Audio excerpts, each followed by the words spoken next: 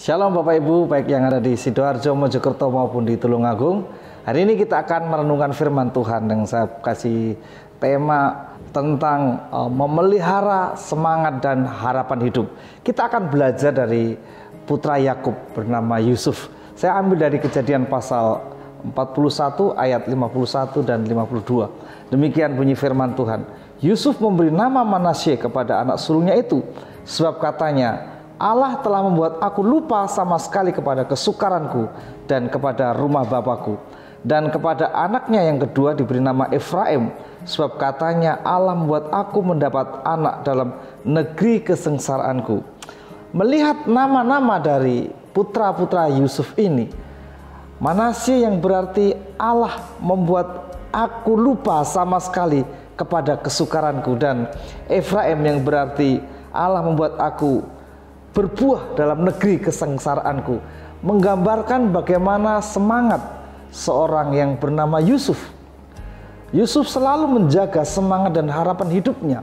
Meskipun bertahun-tahun Yusuf mengalami banyak penderitaan, tetapi penderitaan itu rupanya tidak membuat dia patah semangat, tidak membuat dia tawar hati.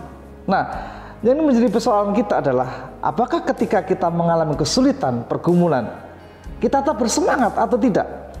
Ataukah kita kemudian menjadi tawar hati, menjadi kecewa, menjadi kecut, kemudian menjadi lemah atau menyerah? Nah, firman Allah mengatakan dalam Amsal pasal 18 ayat 14 dikatakan, orang yang bersemangat dapat menanggung penderitaannya, tetapi siapa akan memulihkan semangat yang patah?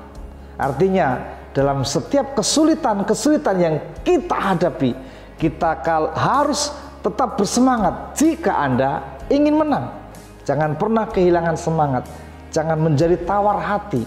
Sebab ketika kita tawar hati dalam masa kelelahan, dalam masa kesukaran, Anda akan mengalami yang namanya kehidupan, kekuatan kita akan melemah.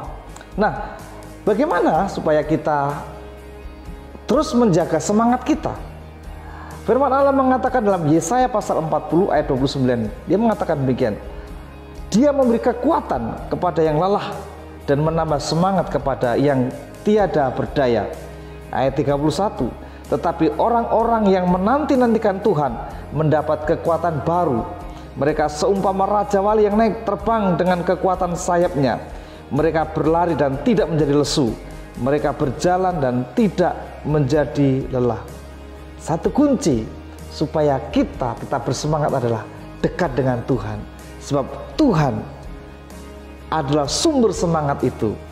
Dia akan memberikan kekuatannya kepada kita yang mengalami kelemahan. Dia akan memberikan semangat kepada kita yang tidak berdaya. Sebab itu mungkin Anda saat ini mengalami namanya tawar hati, kekhawatiran, ketakutan. Anda harus dekat dengan Tuhan. Jangan jauh dari Tuhan. Anda harus baca firman Allah, harus berdoa, dan Anda akan mendapat kekuatan baru, sama seperti yang Allah sampaikan. Nah, saya percaya inilah rahasia yang dipegang oleh Yusuf. Dia selalu dekat dengan Tuhan, dan dimanapun dia berada, Allah menyertai Yusuf. Coba kita akan melihat peristiwa-peristiwa dalam hidupnya. Ketika dia masih muda, dia dijual ke Mesir, tapi dia tetap menjaga semangatnya karena Allah bersama dengan dia, dan kebersamaan dengan Allah itu diwujudkan lewat munculnya semangat dalam menghadapi setiap kesulitan. Ketika dijual ke Mesir dan menjadi budak, dia justru bisa mengembangkan potensi dalam hidupnya. Potensi dan kompetensinya justru berkembang ketika dia menjadi budak di Mesir, di dalam kesulitan, di dalam kesukaran. Ketika dia mengalami sebuah fitnah, dituduh memperkosa, dia tetap bersemangat. Allah menyertai dia. Di dalam penjara, justru dia menjadi seorang yang bisa memecahkan persoalan. Dia menggunakan kemampuannya, kompetensinya untuk menjadi pemecah persoalan bagi teman-temannya yang mengalami masalah. Nah, ketika dia dilupakan oleh juru minum yang dia sudah berjanji untuk mengingat dan menolong dia, tapi ketika dia keluar dari penjara, maka Yusuf dilupakan. Apa yang dikerjakan Yusuf ketika dilupakan? Justru di situ dia mempersiapkan diri, ya, mempersiapkan hidupnya, mempersiapkan kebijaksanaan untuk menyongsong masa depan yang akan datang. Dan ketika saatnya Firaun mengalami persoalan, yaitu tidak mengerti arti mimpi, maka Yusuf tampil sebagai orang yang bisa memberikan jalan keluar. Kenapa? Karena di tengah-tengah kesulitan dia sudah mempersiapkan diri. Dan ketika Yusuf bertemu dengan pengkhianat, itu sebuah pergumulan yang bisa saja membuat dia menjadi murka, marah, geram, dan melampiaskan dendam. Tapi justru di situ semangat Yusuf, semangat yang ditunjukkan untuk memunculkan kesabaran dan kemurahan hati lewat dia mengampuni saudara-saudaranya. Nah, apakah Anda saat ini sedang mengalami kesulitan? Tetap jaga semangat dan harapan hidup Anda. Ya, saya memiliki sebuah cerita. Di sebuah hutan ada 3 pohon yang mereka memiliki sebuah cita-cita. Satu pohon pertama dia berkata, saya kelak ingin dipakai menjadi kotak harta karun, di mana emas, perak, dan semua harta-harta yang berharga disimpan di dalam kotak saya.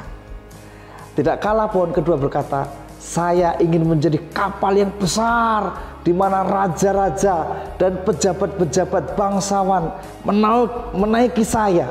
Betapa bangganya saya ketika dipakai oleh raja-raja, bahkan para jenderal. Pohon yang ketiga juga tidak mau kalah.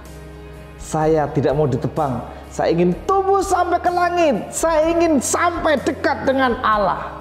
Tetapi apa yang terjadi? Pada suatu hari banyak penebang pohon masuk hutan dan menebang semua pohon, termasuk ketiga pohon tersebut. Dan pohon yang pertama tidak dijadikan kotak untuk ditempati barang-barang berharga. Justru satu kotak kecil yang dipakai untuk memberi makan domba-domba. Oh, betapa sedihnya dia, tapi dia tetap menjaga semangatnya. Pohon yang kedua ditebang, tidak dijadikan kapal besar, tapi hanya dijadikan kapal kecil, ditaruh di sebuah danau untuk mencari ikan oleh para nelayan. Dan pohon yang ketiga ditebang dan ditaruh begitu saja. Tapi pada suatu hari, kotak yang sederhana tempat makan binatang itu ditempati seorang bayi. Dan ternyata bayi itulah bayi Yesus, raja segala raja. Dan ketika para gembala dan orang menyembah bayi Yesus itu, dia bersuka cita. Ternyata aku ditempati oleh harta yang terindah, yaitu Yesus, Tuhan pencipta langit bumi yang menjadi manusia. Nah, pohon yang berikutnya menjadi kapal, perahu, dan di mana dipakai oleh Yesus mengajar. Ketika Yesus berkata kepada ombak yang bergelora, diam, tenanglah. Dia tahu bahwa ternyata dia sudah dinaiki raja segala raja, bahkan alam pun tunduk kepadanya. Dia begitu bersuka cita. Dan pohon yang ditebang ditaruh begitu saja, satu saat dibuat kayu salib. Dan di sana dia mendengar satu suara, sudah selesai. Dan orang-orang di sebelah kanan mengatakan, para prajurit berkata, inilah anak Allah. Dan dia begitu bangga karena dia sudah dipakai untuk menyalibkan putra Allah untuk menebus dosa manusia. Sebab itu ketika Anda dalam kesulitan, jangan pernah berputus asa. Tetaplah semangat, tetaplah jaga harapan hidup Anda. Dan saya percaya Tuhan turut bekerja untuk mendatangkan kebaikan buat Anda sekalipun kita sedang mengalami banyak kesulitan. Tetaplah semangat dan mintalah semangat dari Tuhan. Mari kita berdoa. Bapak, terima kasih. Kalau ada saat ini kami yang mengalami putus asa, berbeban berat, mengalami persoalan yang begitu besar, kami tidak mampu dan mungkin kami sudah tawar hati dan putus asa. Saat ini Tuhan, biarlah Engkau membangkitkan semangat kami, harapan kami. Sebab orang yang menanti-nantikan Tuhan diberikan kekuatan baru. Kami perlu Engkau Tuhan. Kami perlu Engkau Tuhan. Kami perlu semangat-Mu, api-Mu bekerja dalam hidup kami. Sebab firman Allah digenapi bahwa orang yang semangat dapat menanggung segala kesulitannya. Terima kasih, kami bersyukur kami semua sudah beroleh kekuatan baru di dalam nama Tuhan Yesus. Haleluya. Amin.